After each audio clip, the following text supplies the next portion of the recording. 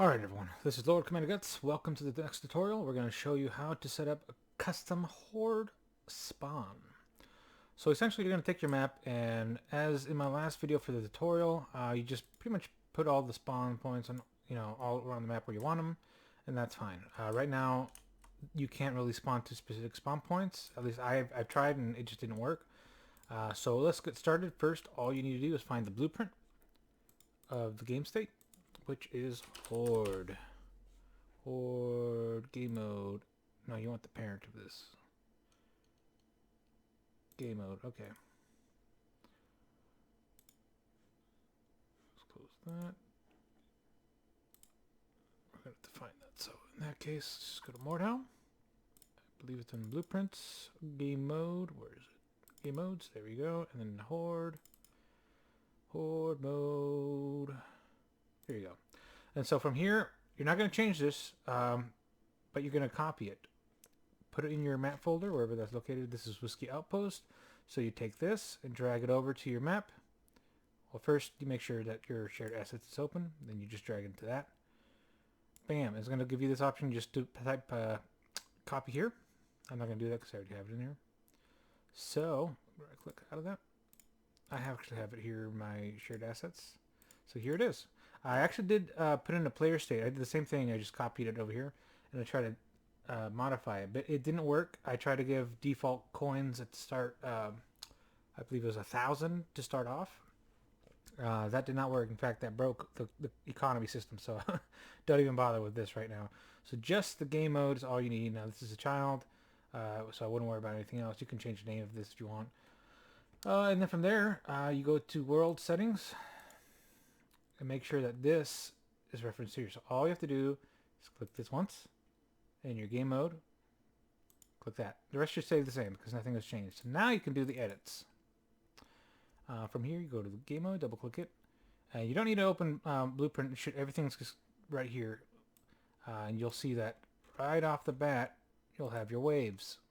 So all you have to do, you can see all this is left default, so don't even worry about that, except for the off time, which is 5 minutes. And I'm actually going to change that to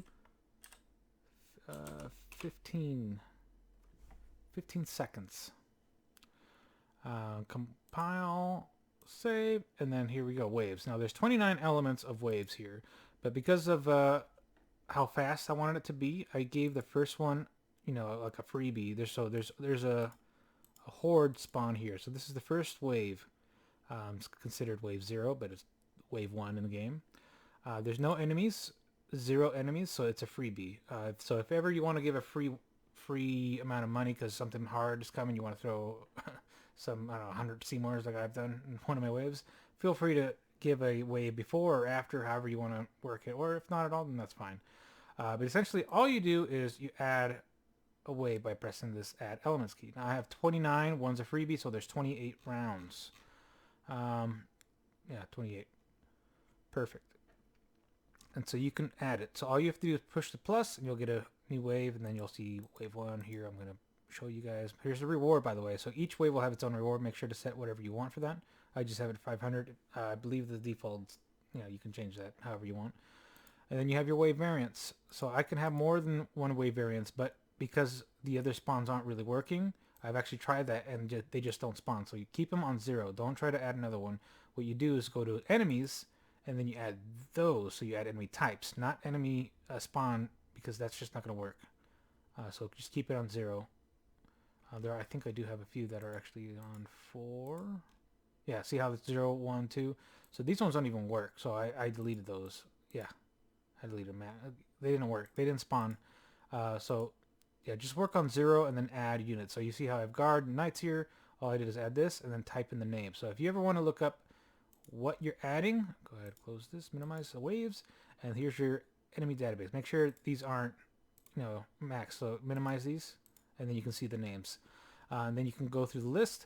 Not all of them work. Try to stay away from archers, as I have. Guards work, I believe.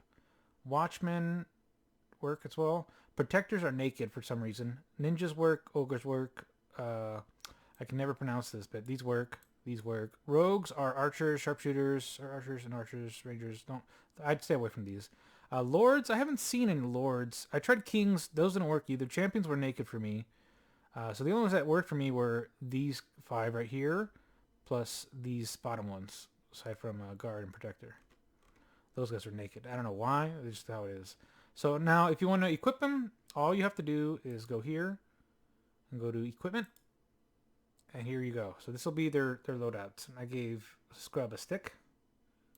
And that's fine. You can even change it. I think I changed my ninjas, if I'm not mistaken, to skills, gear, equipment. Did I give him equipment? No, I didn't give him equipment. These are wearables. I don't need wearables. Here we go. So I gave him an ogre stick. Minimize that. So just go to his equipment right there. Bam. Ogre stick. That's how all my ninjas now have ogre sticks. Now I did have a complaint, and I'm actually going to show it in this video, of the yeet. Those are the firebomb dudes, the tomato men. So you can see their equipment here. So we're going to check out his equipment real quick. He's got an axe. Awesome. Perfect. Secondary equipment, firebomb. So now if you want to get rid of that, all you have to do is just change it. We can give him a gun, but we're not going to do that. We're actually going to give him something goofy. Something goofy. What can I give him that would be kind of funny? Let's give him a training sword. This guy's going to be funny. No, a frying pan. Let's do that. Okay, so make sure you check which one. So this is an escape, so it's a different map. And this is the regular BP. So keep this one, the regular. So you don't need to make it, unless you edit the frying pan itself. Yeah, you're fine with the original, the vanilla frying pan. So we're going to give him frying pan. And that's all he needs. We should be able to change however you want. But I'm actually happy with how this is. Test boss, I believe, is the commander. I haven't checked it, but that's fine for now. So I just took out the firebombs off the yeets. So then you compile after you're all done and save. And in fact, I'd compile often and save. That way, it's one thing that you're missing if you do make a mistake. From here, minimize that, minimize that, minimize that. That's really it. Now, there is a team damage thing that I wanted to show you guys real quick. And this is the your own version that you're going to be editing. So type in the top search bar, team. And then you go all the way to the top, because I don't know why it does this. Minimize that. Okay. So now we're here. Team damage factor. Make sure it is at 0. Once it's at 0, you save it. And then all you have to do is close out of this, go to your content, and this will be the only time you modify Horde mode, BP. Only time. Blueprint, game modes, Horde. Where'd you go? Right here. Horde game mode. This is the Papa, the big one. And you can see it's going to be all weird right now, but make sure it's compiled. And then you type in the details, team. And then, of course, you minimize all this. And notice how it's at -1. Just put -1 and compile, save. It's going to be yellow. Yellow is okay, and that's fine. Exit out. File, save all. You're set. You are set. That's all you need, and there'll be that many waves. Now, if you want to add more waves, that's really up to you at this point. I have 28 waves, and I think it's actually quite a lot. That's why it's really just kind of pick and choose your own waves and how you want it to feel. You want it to be constant? You want some good bosses in between? Would you rather an epic fight that lasts forever with 100 Seymours, or would you rather something quick with like 100 peasants? It's all up to you. I actually don't prefer an armed peasant, so I armed all of my peasants. So my peasants have basic weapons. And then the armed peasants, the secondary class, which you'll see in, hold on, let me minimize that, the database, they actually do have weapons as well. And it says unnamed, that's fine. But remember, these are the names of the enemies, so make sure you're typing that in correctly. It is singular, not plural, so if you put footmen, it won't work. They'll either not appear or they'll be naked. So make sure you're typing the name right. Footman. Peasant rock thrower. All singular. Yeet. Now that could technically be considered plural, but that's another topic. Okay, but mostly stick around with knights and elite knights. Those are fun to kill. The elite knights will have shields, so just keep that in mind. There are shield peasants. You can find those. Now, if you want to have an archer map, by all means, go nuts on that. Now, some servers will turn it off by their admin commands, and that's fine. But yeah, that should be pretty much it for setting up Horde mode. So these are all your variants. You can make more too, so just add an element right here. Or is it? No, right here in your database. So you can make your own custom. And then from there, you just open it up, choose all the equipment they're going to be wearing. Now this is a little bit harder because I don't actually know the colors and the patterns for all the weapons. So you're going to have to go in game, go back and forth, which I didn't want to do. So yeah, you'll see that there's different numbers here. But it changes everything, so I'm just going to go back to 0. That's fine. It's going to compile. And that's pretty much it. Again, if you want to add waves, you press plus. Delete all because you're only going to use the 0. Don't bother making, more than one spawn because it will split it automatically. So I think it's 6 points. I have 1 here, 2 there, 2 there, and 1 over here. Oh, right here. And so it splits it evenly between the 6 of them. So you don't have to worry about that. I tried doing it so each specific spawn point would spawn. Can't say English right now. Each specific spawn point would spawn a specific type and unit and quantity as well, and it didn't work.